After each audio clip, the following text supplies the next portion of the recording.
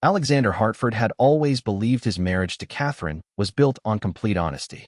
After 32 years together, he thought he knew every corner of his wife's heart. They had weathered storms that would have destroyed weaker couples: the loss of their first child, his mother's long illness, financial struggles in their early years. Through it all, Catherine had been his rock, his constant companion, the woman who made him believe in forever. But forever crumbled on a Tuesday morning in October when he found the hidden box. Alexander was cleaning out their bedroom closet, preparing for the renovation Catherine had been planning for months. She was visiting her sister in Portland, giving him the perfect opportunity to surprise her with the organized space she'd dreamed of. As he moved her old jewelry chest from the top shelf, it slipped from his hands, crashing to the floor and splitting open along its hidden bottom panel. That's when he saw it, a small metal box, no bigger than a book, tucked inside the secret compartment he never knew existed. His hands trembled as he lifted it out. The box was locked, but the key was taped to its bottom, as if Catherine had always intended for it to be found someday. Inside, Alexander discovered a world he never knew existed. There were letters, dozens of them, written in Catherine's familiar handwriting, but addressed to someone named Michael. The papers were yellowed with age, some dating back to before their marriage, others written just years ago. There were photographs of Catherine with a man Alexander had never seen, their faces close together, laughing at some shared joke.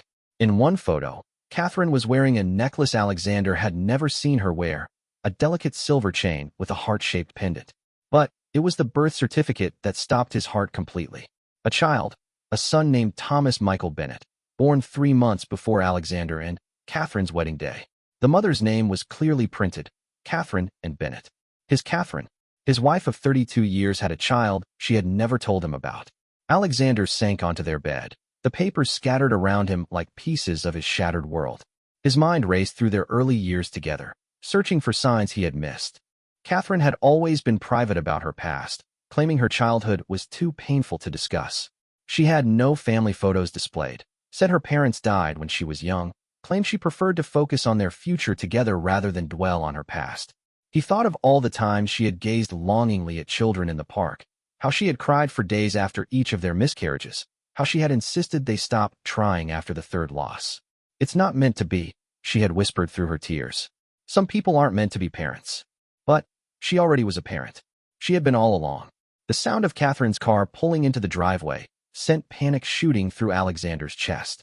She wasn't supposed to be back until evening. He quickly gathered the papers, his hands shaking so badly he could barely hold them. Should he confront her immediately? Should he pretend he never found anything? 32 years of trust lay in ruins around him, and he had no idea how to move forward. Catherine's key turned in the front door, and her voice called out cheerfully, "Alex? I'm home early.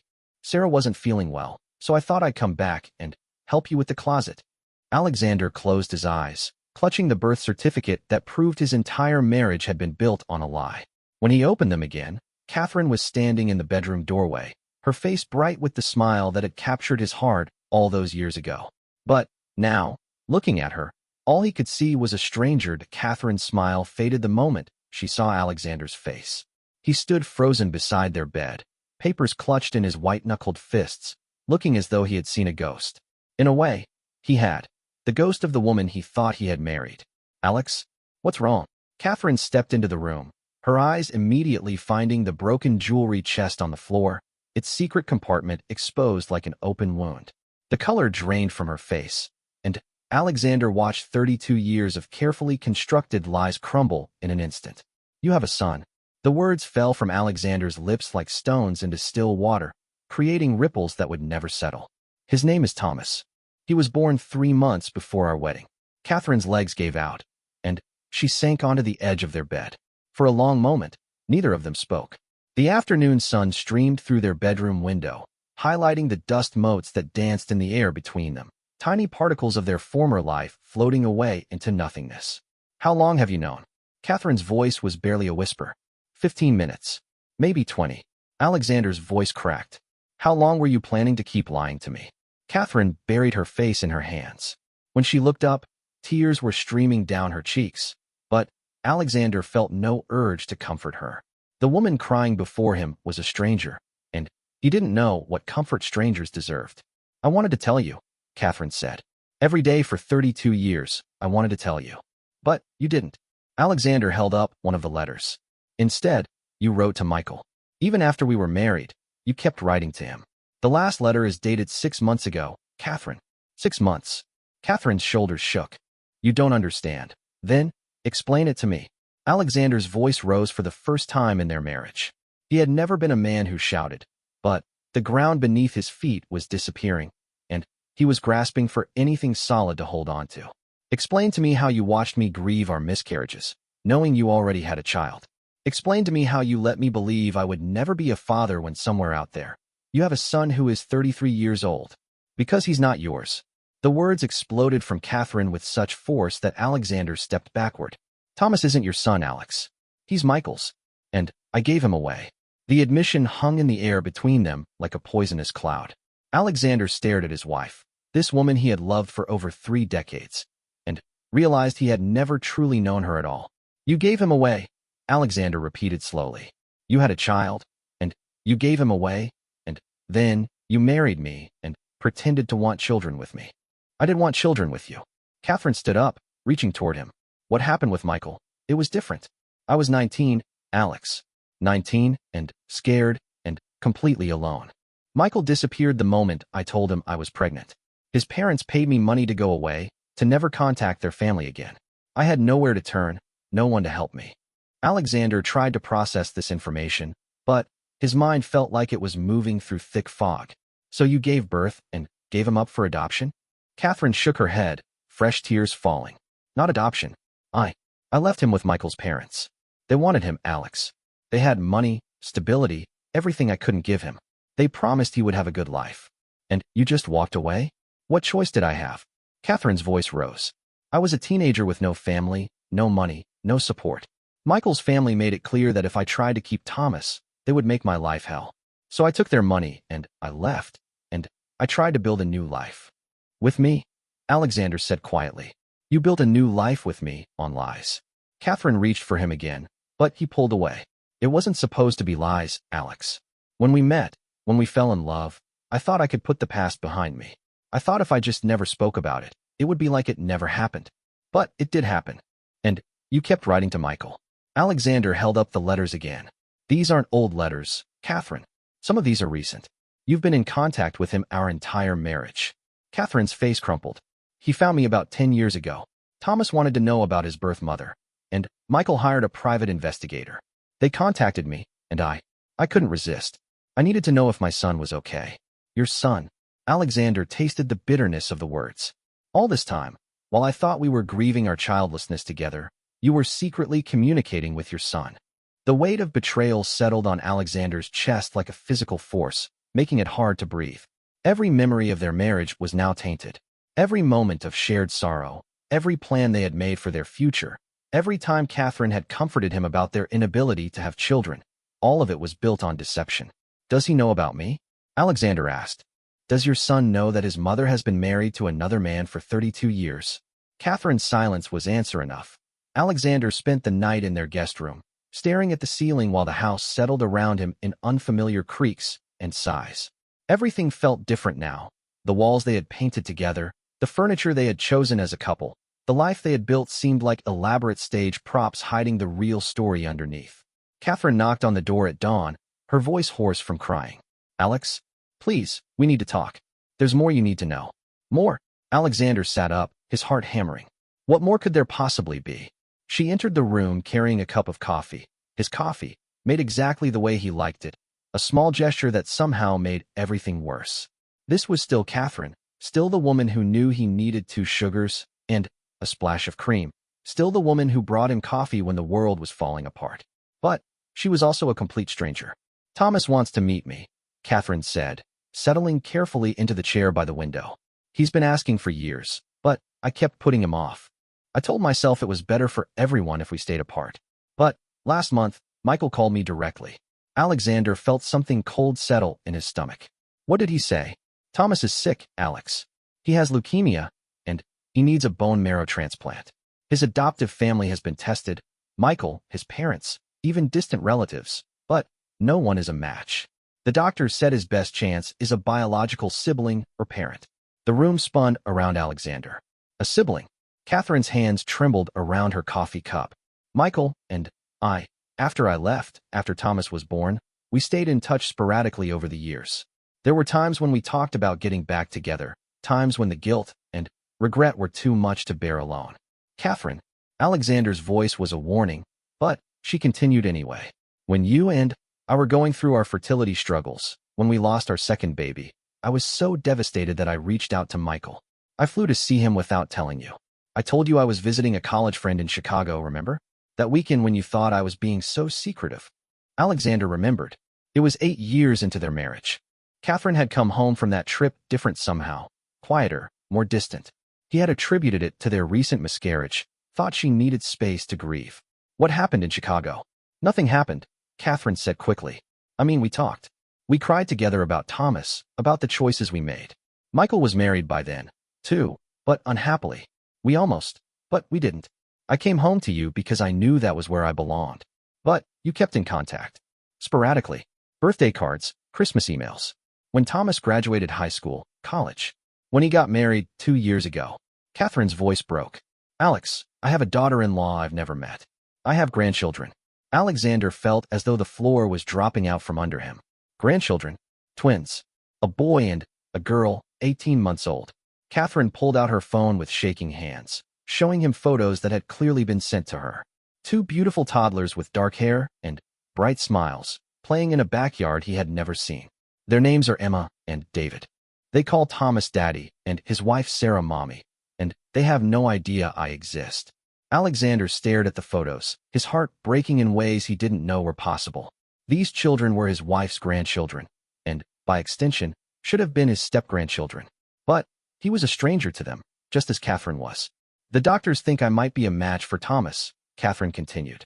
They want to test me next week. But, Alex, if I'm a match, I'll have to go to Seattle for the procedure. I'll have to meet Thomas face to face. His wife, his children, Michael's whole family, they'll all know about me. And what about me? Alexander's voice came out smaller than he intended. What about us? What about our marriage? Catherine set down her phone and looked directly at him for the first time since entering the room. That's what I've been trying to figure out for 33 years. Every single day, I've wondered if I made the right choice in keeping this secret. I've wondered if you would have still married me if you had known the truth from the beginning. You should have trusted me enough to find out. I was terrified, Catherine whispered. You were so good, Alex. So honest and straightforward and kind. You came from this perfect family with your loving parents and your stable childhood, and I was this damaged girl with secrets and shame. I convinced myself that if I could just be worthy of you, if I could just love you enough, the past wouldn't matter. Alexander stood up and walked to the window, looking out at their garden where Catherine had planted roses every spring for 3 decades. But it did matter. It mattered because it was part of you, and you chose to hide it from me. You chose to let me believe our childlessness was some cruel twist of fate when you knew better. I grieve those miscarriages too, Catherine said fiercely. Every single one broke my heart because they were your babies, Alex. They would have been ours together. Losing them wasn't any easier for me just because I had Thomas. But you had hope, Alexander said. You knew that parenthood was possible, that your body could carry a child to term. I spent years wondering if it was my fault, if there was something wrong with me. Do you know what that did to me? Catherine's sob echoed through the small room. I know, and I hated myself for it every single day. But I couldn't figure out how to tell you without destroying everything we had built together.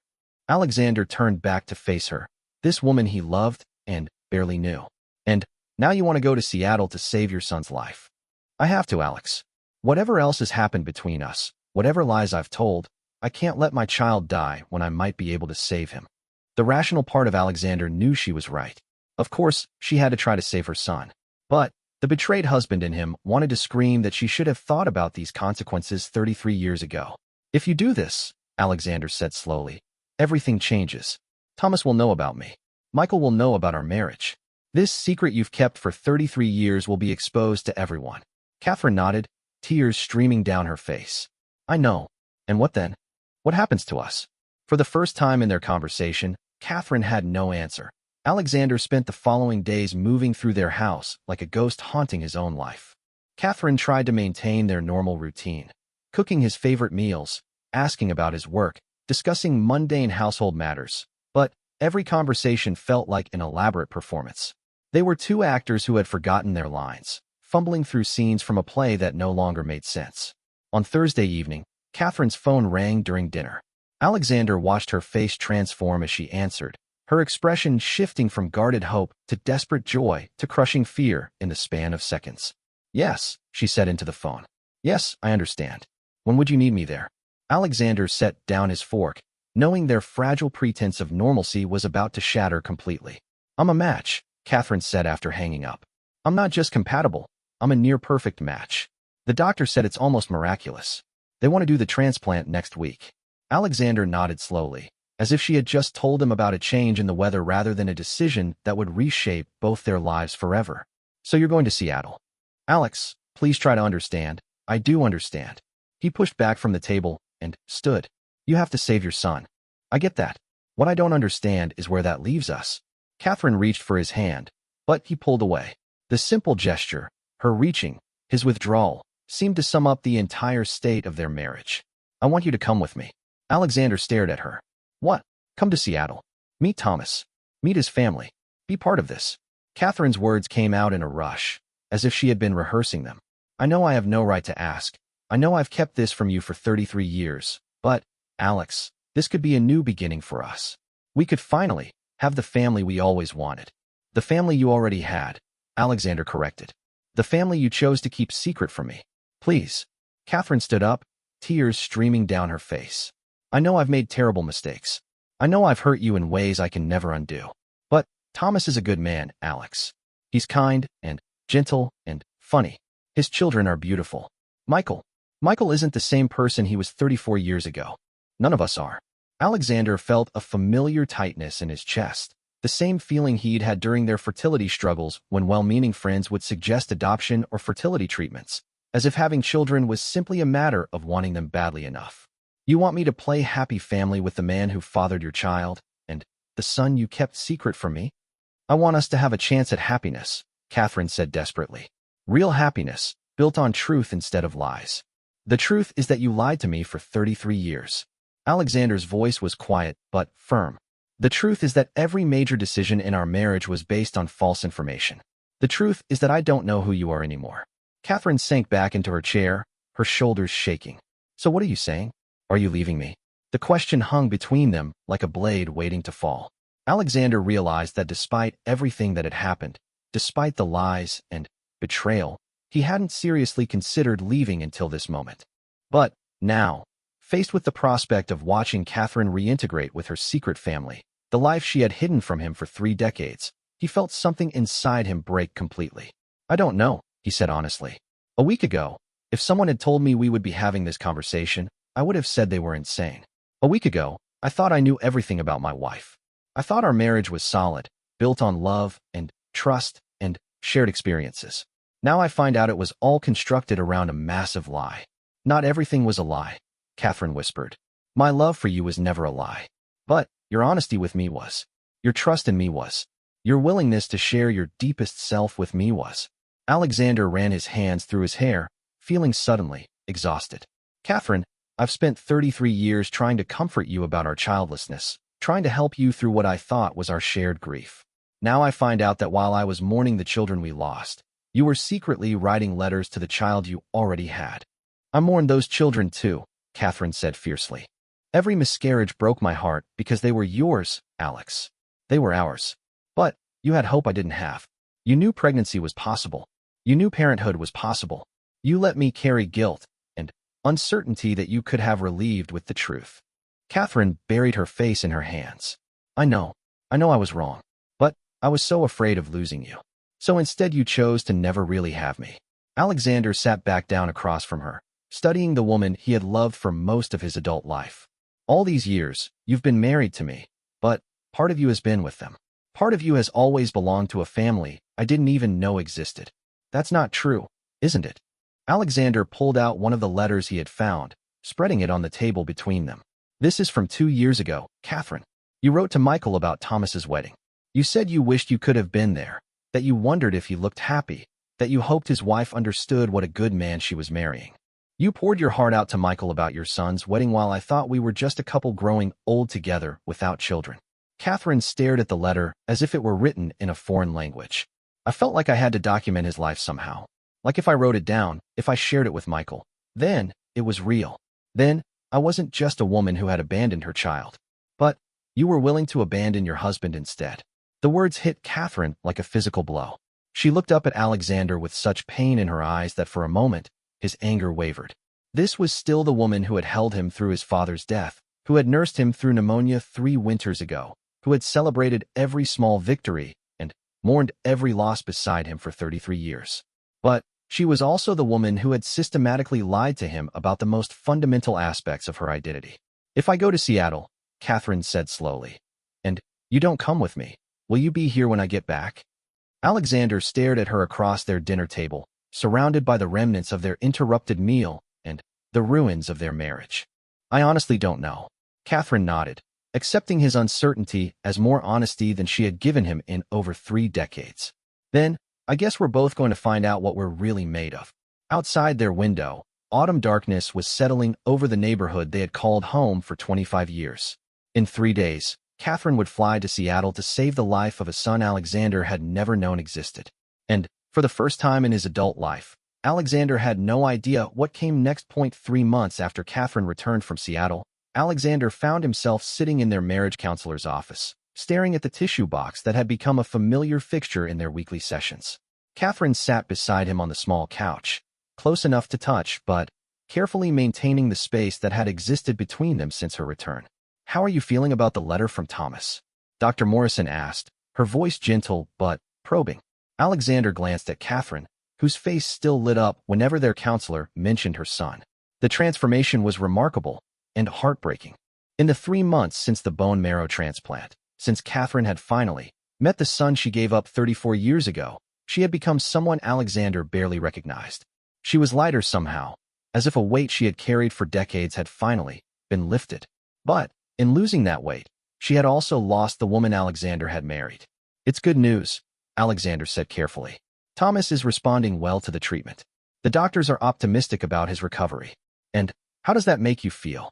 Alexander had learned, over these months of therapy, to sit with difficult questions instead of deflecting them. Relieved, he said finally. Whatever else has happened between Catherine and me, I'm glad her son is going to live. Dr. Morrison turned to Catherine. You mentioned that Thomas and his family want to visit for Thanksgiving. How are you feeling about that? Catherine's face practically glowed. Excited. Nervous. I can't believe they want to include me in their holiday plans. Thomas said the twins keep asking about Grandma Catherine. They've seen pictures, and Sarah, his wife, has been telling them stories about me. Alexander felt the familiar stab of pain that accompanied any mention of Catherine's newfound family. In the 3 months since Seattle, their house had been transformed. Photos of Thomas, his wife, and their children now sat beside pictures of Alexander and Catherine's life together. Catherine's phone buzzed constantly with texts from her new daughter-in-law, updates about the twins, photos of Thomas's recovery. She had gone from having no family to having a full, vibrant, complex family practically overnight. Alexander, Dr. Morrison said, you look uncomfortable when Catherine talks about Thomas's visit. Alexander sighed. Because I don't know where I fit in all of this. Catherine has this whole family now, a son, a daughter-in-law, grandchildren. They're grateful to her for saving Thomas's life. She's finally getting to be the mother and grandmother she always wanted to be. And I'm the husband who found out about all of this by accident. Have you talked to Thomas about your role in Catherine's life? Dr. Morrison asked. Catherine answered before Alexander could speak. Thomas wants to meet him. He's asked several times if Alex will be there for Thanksgiving. But you haven't decided yet, Dr. Morrison observed, looking at Alexander. Alexander rubbed his temples, feeling the familiar headache that seemed to be a permanent fixture these days. I don't know how to do this. I don't know how to sit at a dinner table with Catherine's secret family and pretend we're all just one big happy group. I don't know how to explain to her son that his mother has been married to me for 33 years, but never mentioned him. I don't know how to look at those children and not think about all the years Catherine and I spent mourning our childlessness while she was hiding the fact that she already had a grandchild on the way. Catherine reached for his hand, and for the first time in weeks, Alexander didn't pull away. I know I hurt you, she said quietly. I know I broke something between us that might never heal completely. But, Alex, Thomas is a good man. He doesn't blame me for the choices I made when I was 19. He understands that I was scared and alone and doing what I thought was best for him. That's wonderful for Thomas, Alexander said. But what about what was best for us? What about what was best for our marriage? Catherine's eyes filled with tears. I know I was selfish. I know I should have trusted you with the truth from the beginning. But I can't change the past, Alex. All I can do is try to build something honest and real going forward. Dr. Morrison leaned forward slightly. Alexander, what would you need in order to feel comfortable meeting Thomas and his family? Alexander considered the question for a long moment. I guess I need to know that Catherine understands the magnitude of what she did. I need to know that she's not just expecting me to forget 33 years of lies, because everything worked out well in the end. And I need to know that if I choose to be part of this new family dynamic, it's my choice, not just something I'm expected to do because I'm Catherine's husband. And, Catherine, Dr. Morrison turned to her. How do you respond to what Alexander just said? Catherine was quiet for a long time, tears streaming down her face. I think, she said finally, I've been so overwhelmed by the joy of finally having a relationship with Thomas that I haven't fully processed what I put Alex through. I keep thinking that because Thomas's life was saved, because the story has a happy ending, somehow that makes up for all the years of deception. But it doesn't, does it? Alexander felt something shift in his chest. For the first time since finding that hidden box, Catherine seemed to truly understand the depth of his betrayal. No, he said gently. It doesn't make up for it. But it also doesn't erase the fact that I love you. I've loved you for 33 years, Catherine. I don't know how to stop. Catherine squeezed his hand. So where does that leave us? Alexander looked at his wife, really looked at her, for the first time in months. She was different now, changed by the experience of reuniting with her son. But underneath the joy and excitement and newness, she was still the woman who brought him coffee every morning, who knew he liked his eggs over easy and his toast just barely golden. She was still the woman who had held him through his darkest moments, who had built a life with him one day at a time for more than 3 decades. I think, Alexander said slowly, it leaves us with a choice. We can let the lies destroy what we built together, or we can use the truth to build something new. What would something new look like? Catherine asked. Alexander considered the question. I don't know yet. But maybe it starts with me meeting your son. Not because I have to, not because I'm expected to, but because he's part of you, and you're part of me. Catherine's smile was brilliant through her tears. Really. But, Catherine, this doesn't fix everything between us. This doesn't erase 33 years of lies. We have a lot of work to do if we're going to save our marriage. I know, Catherine said, and I want to do that work. I want to build something with you that's based on complete honesty, even if it's harder than what we had before. Dr. Morrison smiled at them both. That sounds like a good place to start. 2 weeks later, Alexander stood in their kitchen, helping Catherine prepare Thanksgiving dinner for 6 people instead of 2.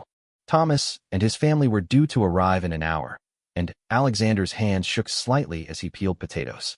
He still didn't know how this would work, still didn't know if he could truly forgive Catherine for 33 years of deception. But he knew he wanted to try. Catherine paused in her cooking to wrap her arms around him from behind. Thank you, she whispered into his shoulder. For what? For giving us a chance. For giving them a chance. Alexander leaned back into her embrace, feeling the solid warmth of the woman he had loved for most of his adult life. We'll see how it goes, he said. But, Catherine, yes. No more secrets. Whatever happens from here, no more secrets between us. No more secrets, she promised. As if on cue, the doorbell rang. Catherine's face transformed with anticipation and joy, and Alexander felt his heart clench with a mixture of love and loss. She would never again be only his. Part of her would always belong to the family she had hidden from him for 33 years. But maybe, Alexander thought as he watched her hurry to answer the door, maybe love wasn't about owning someone completely. Maybe love was about accepting all the parts of a person, even the parts that belong to others. He heard voices in the hallway, Catherine's tearful greeting, a man's deeper voice that must be Thomas, a woman's laughter, children's excited chatter. In a moment, he would meet the family that had existed in the shadows of his marriage for 3 decades. He would shake hands with the son Catherine never told him about, and look into the faces of grandchildren he never knew he had. It wouldn't be easy. There would be awkward moments, difficult conversations, and pain that might never fully heal. But, as Alexander heard Catherine introducing him as my husband, Alexander, he realized that sometimes the choice wasn't between perfect happiness and complete heartbreak. Sometimes the choice was between the courage to try again and the safety of giving up. Alexander straightened his shoulders, wiped his hands on his apron, and walked toward the sound of voices. Whatever came next, they would face it together, with honesty this time, and with the hope that love could survive even the deepest betrayal.